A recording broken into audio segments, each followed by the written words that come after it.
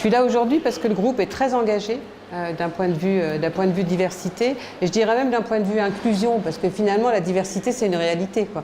Il suffit là de sortir dans la rue et de constater de la diversité. En revanche, l'inclusion c'est un choix, c'est de faire des démarches positives et proactives pour féminiser nos effectifs, pour ouvrir les effectifs aussi aux personnes de situation de handicap, pour créer un univers d'inclusion et de bienveillance par rapport à la communauté LGBT, par exemple. Voilà. Donc c'est vraiment créer un univers bienveillant et arrêter peut-être de parler de diversité, parce que la diversité, ça existe, j'ai rien fait pour que ça existe, moi personnellement.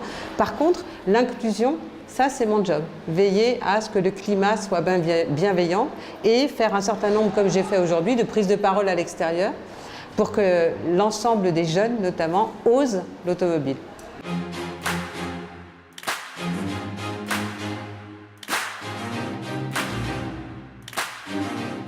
La chimie, elle est présente dans tous les secteurs de l'industrie.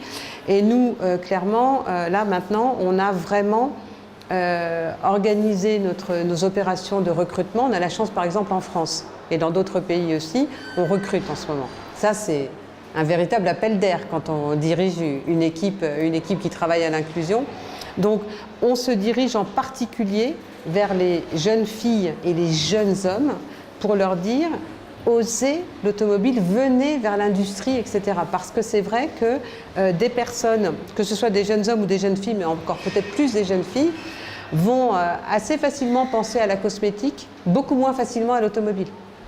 Donc on fait énormément de travail à l'extérieur de l'entreprise de sensibilisation avec des associations telles que Elle Bouge, telles que Femmes et Sciences, pour que ces jeunes filles sachent qu'il y a des carrières possibles dans l'auto et qu'on n'est pas obligé d'être un passionné d'automobile pour rentrer dans l'automobile. C'est vrai qu'on a une forte concentration de passionnés d'auto, mais pas que. Il y a énormément de personnes qui ont trouvé un équilibre vie privée, vie professionnelle dans l'univers automobile sans être passionnés d'automobile. Et je voudrais ajouter que quand on rencontre ces jeunes, que ce soit aujourd'hui, ou que ce soit à l'extérieur, ou que ce soit chez Renault également, on commence aujourd'hui à avoir, et pas qu'en France, un certain nombre d'outils qui permettent d'être bien flexibles en termes d'équilibre des temps de vie. Hein, le temps au travail, le temps à ses loisirs ou à ses enfants si on en a. On a un accord télétravail par exemple qui est vraiment très intéressant et qui existe depuis longtemps.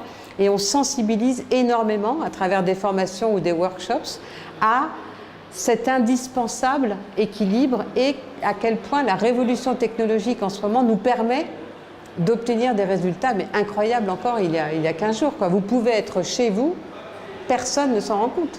Personne ne s'en rend compte avec les techniques qu'on a aujourd'hui. Donc pourquoi aller systématiquement passer 2 heures dans les transports en commun? Ben, voilà, c'est une vraie réflexion qui a été engagée il y a longtemps dans le groupe Renault et auquel moi, personnellement, dans mes contacts avec les jeunes, c'est même pas un plus pour eux, c'est juste normal. C'est normal aujourd'hui, donc je pense que c'est important de pouvoir discuter avec eux et d'avoir des vrais outils pour leur répondre.